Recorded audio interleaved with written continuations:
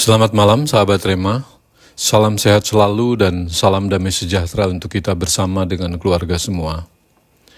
Kekeluargaan yang erat, judul renungan yang pagi tadi kita baca berbicara tentang seorang ayah bernama Efraim, di mana 2 dari 3 anaknya, Eser dan Elat, harus mati terbunuh. Malam ini masih berkaitan dengan keluarga, saya mengajak kita bersama untuk merenungkan juga tentang Ayub, seorang ayah yang juga kehilangan 10 anaknya yang juga mengalami kematian. Saya memakai judul kekeluargaan, dan nats terambil dari Ayub pasal yang 1 ayat yang ke-5 yang berkata, "Setiap kali apabila hari-hari pesta telah berlalu, Ayub memanggil mereka dan menguduskan mereka. Keesokan harinya, pagi-pagi bangunlah Ayub, lalu mempersembahkan korban bakaran sebanyak jumlah mereka sekalian. Sebab pikirnya, mungkin anak-anakku sudah berbuat dosa dan telah mengutuki Allah di dalam hati." Demikianlah dilakukan Ayub senantiasa. Apa yang dilakukan Ayub dalam beberapa aktivitas kesehariannya adalah dilatar belakangi adanya hubungan keluarga antara seorang ayah dengan anak-anaknya. Suatu kesadaran, perhatian, serta kepedulian yang didasari rasa kasih sayang dan belas kasihan. Juga adanya sebuah kekhawatiran yang bisa terjadi atas anak-anaknya. Perbuatan yang berulang kali dilakukan oleh anak-anaknya mungkin melakukan dosa, bahkan mengutuki Allah di dalam hatinya. Sisi lain yang dilakukan Ayub, adanya rasa kekeluargaan, sebuah tanggung jawab mungkin. Namun di sisi lain bisa dikatakan sebagai perbuatan sepihak dan tidak lengkap. Apa yang dilakukan Ayub belum tentu disadari, bahkan dimengerti dan dimaknai sepenuhnya oleh anak-anaknya.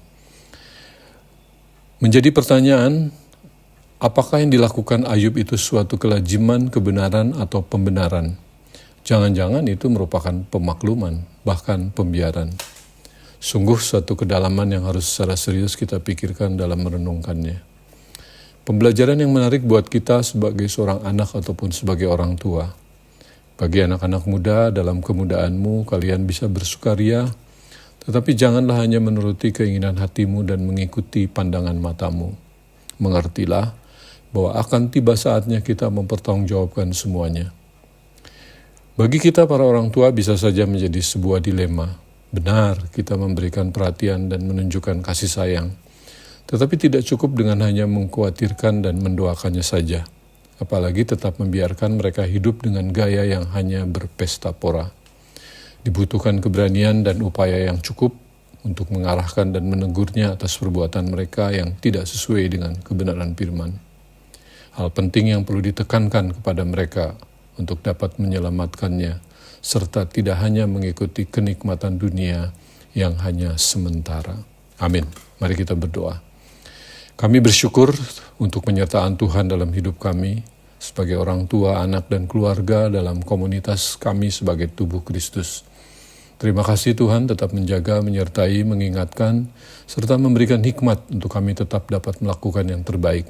Bukan hanya baik untuk kepentingan pribadi dan keluarga semata, tetapi tetap harus sesuai dengan kebenaran firman-Mu. Terima kasih Tuhan.